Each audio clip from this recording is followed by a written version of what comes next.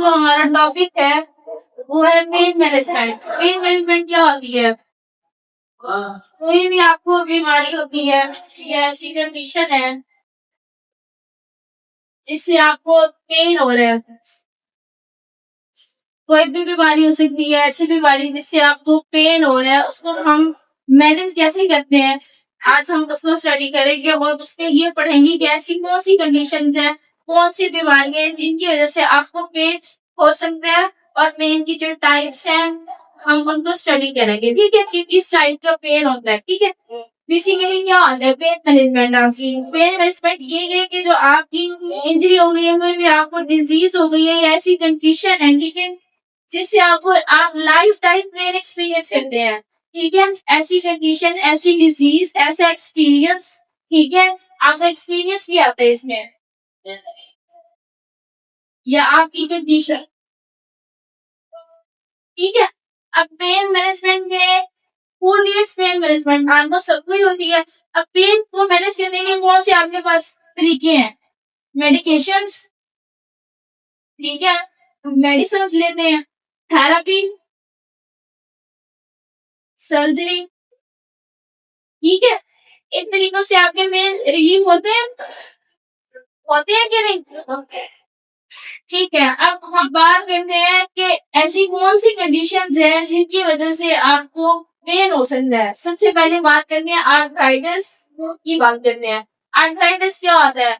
आपकी जॉइंट की डिसीज है, ठीक है, जिसमें आपकी दो टाइप्स आती है, ऑस्टियोआर्थराइटिस भी आता है और रोमेटॉइड आर्थराइटिस भी आता है। ठीक है, सेकंड बात करते हैं मसल्स की एंड जॉइंट इंजरीज की, कि आपको किसी भी जॉइंट में इंजरी होगी। आर्थराइटिस बेसिकली जॉइंट इंजरी है। ठीक है, इसमें आपके जब जॉइंट इन्वॉल्व होगा तो ऑब्वियसली आपके मसल्स भी इन्वॉल्व होंगे इसमें। ठीक है, तो ऐसी कंडीशंस जिसमें आपको आर्थराइटिस है, आपको ऑस्टियो आर्थराइटिस है या रेमेटाइड है या आपका मसल पुल हो गया या आपको किसी भी तरीके की कोई जॉइंट इंजरी आ गई है, तो जो उससे जो आपको पेन होगा वो आपका किस में आता है? पेन मैनेजमेंट में आता है, कि ऐसी कंडीशन में आपको पेन मैनेजमेंट की जरूरत पड़ेगी। ठीक है, बात करते हैं ऑटो इम्यून डिसऑर्डर्स की। ऑटो इम्यून डिसऑर्डर्स में आपकी एक कंडीशन आती है ल्यूपस।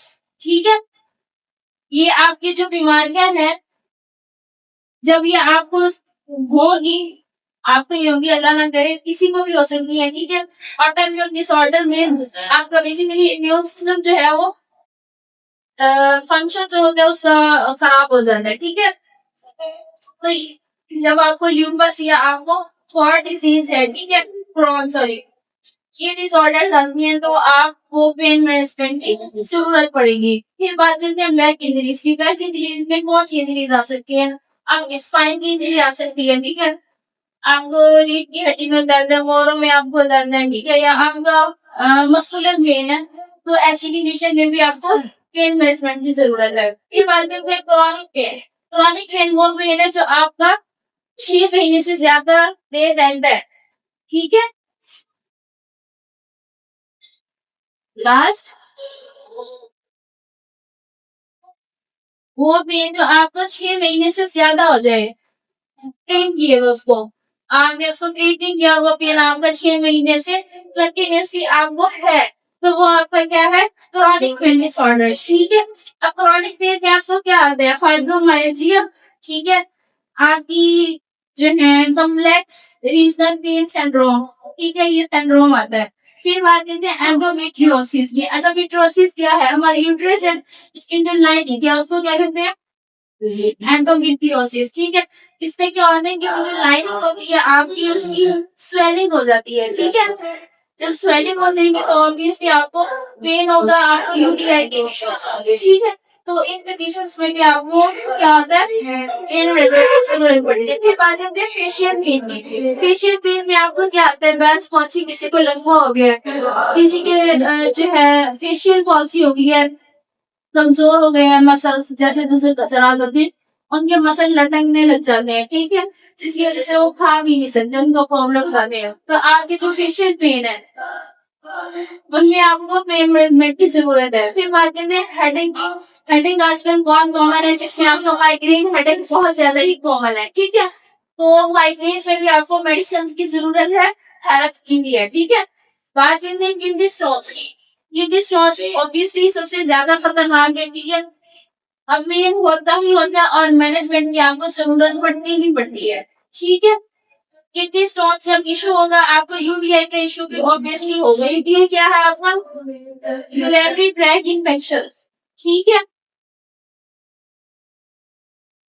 तो इसमें भी आपको जरूरत है पेन मैनेजमेंट की, ठीक है। फिर बात करते हैं नर्व डैमेज की। नर्व डैमेज में क्या आता है? किसी का आरडी हो गया, रोड ट्रैफिक एक्सीडेंट हो गया, ट्रॉमा हो गया, इंजरी हो गई है, चोट लग गई है, आपकी नर्व डैमेज हो गई है। नर्व डैमेज हो जाएगी तो पेन होगा और थेरेपी की भी जरूरत पड़ेगी, ठीक है। ये वो कंडीशन है जिनमें आपको पेन मैनेजमेंट की जरूरत पड़ती है, ठीक है। फिर इसकी टाइप्स की बात करते हैं, acute, chronic, nociceptive and neuropathic. Acute आपकी कौन सा पेन होता है? एक्यूट पेन जो होता है आपका, तो ये वो होता है जो आपको शॉर्ट टाइम के लिए होता है, ठीक है। शॉर्ट टाइम के लिए होता है और हील की हो जाता है पूरी तौर पे, ठीक है। ये होता है आपका एक्यूट पेन। क्रॉनिक की हमने बात की, जो पेन जिस पेन का 6 मंथ से ज्यादा टाइम हो जाए वो क्या होता है? क्रॉनिक पेन, ठीक है। फिर बात करते हैं नोसिसेप्टिव। नोसिसेप्टिव कहते हैं नर्व एंडिंग्स, ठीक है। जो हमारी नर्व एंडिंग्स होती है, नर्व सारियों की एंडिंग्स भी तो होती है, ठीक है। हमारी जो नर्व एंडिंग्स होती है बेसिकली वो आपके ब्रेन को जो सिग्नल मिल जाती है ना, तो वो सिग्नल ठीक नहीं जाता, ठीक है। आप तो सिग्नल से ही ब्रेन में जाता है जिसकी वजह से आपको पेन होता है, ठीक है। और ये आपका जो पेन है ये सडन भी हो सकता है, ये शॉर्ट टाइम के लिए भी हो सकता है, ये लॉन्ग पेन भी हो सकता है। इसमें आपके जो मस्कुलर इश्यूज है, मस्कुलर स्केलेटल प्रॉब्लम्स है, आपके वो भी आते हैं, ठीक है। पटखा में दर्द हो रहा है, वो कौन सा पेन है? नोसिसेप्टिव, ठीक है। न्यूरोपैथिक आपको कौन सा पेन है? न्यूरो मतलब नर्व डैमेज, ठीक है। आपके नर्व का कोई भी रोल है। नर्व डैमेज होने की वजह से जो आपको पेन होगा वो कौन सा पेन होगा? न्यूरोपैथिक। क्लियर है यहाँ पे बात? पेन मैनेजमेंट की समझ आई है? ठीक है, ओके।